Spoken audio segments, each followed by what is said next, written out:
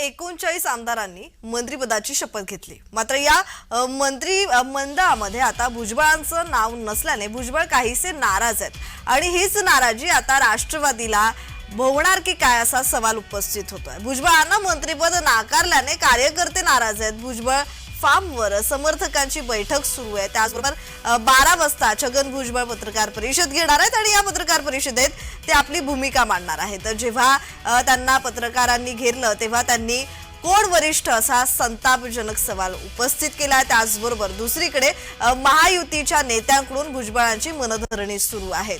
भुजबळ यांना मंत्रिपद नाकारल्याने कार्यकर्ते नाराज आहेत। तर या संदर्भात अधिकची माहिती देत आहेत आमचे प्रतिनिधी किरण गोटूर। किरण, छगन भुजबळांना मंत्रिपद मिळणार असल्याची अपेक्षा होती, मात्र मंत्रिमंडळाचा विस्तार झाला। 39 आमदारांनी मंत्रिपदाची शपथ घेतली, मात्र छगन भुजबळ यांना डावलल्याने आता कार्यकर्त्यांमध्ये नाराजी पसरली आहे। या संदर्भात अधिकची माहिती।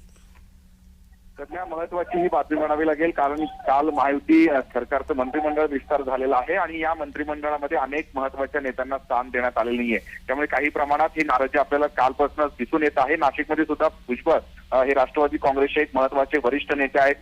खरं तर गेल्या अनेक वर्षांपासून ते मंत्रिमंडळामध्ये होते। अगदी उपमुख्यमंत्री पासून ते गृहमंत्री अशा अनेक महत्वाच्या पदावरती त्यांनी काम केलेलं आहे। असं असताना सुद्धा त्यांना यावेळेस मात्र मंत्रिमंडळातून डच्चू देण्यात आलेला आहे, डावलण्यात आलेला आहे आणि या सगळ्या गोष्टींचा पडसाद आज नाशिकमध्ये जे उमटताना आपल्याला बघायला मिळतोय। अगदी काही वेळापूर्वी भुजबळ फार्मवरती कार्यकर्त्यांची एक बैठक पार पडली आणि त्यानंतर कार्यकर्ते आता नाशिकचं जो राष्ट्रवादी कार्यालय आहे इथे येऊन मोठ्या प्रमाणात घोषणाबाजी करतायत आणि भुजबळांना मंत्रिपद हे एकूणच देण्यात यावं अशा पद्धतीची मागणी हे कार्यकर्त्यांकडून होताना बघायला मिळते।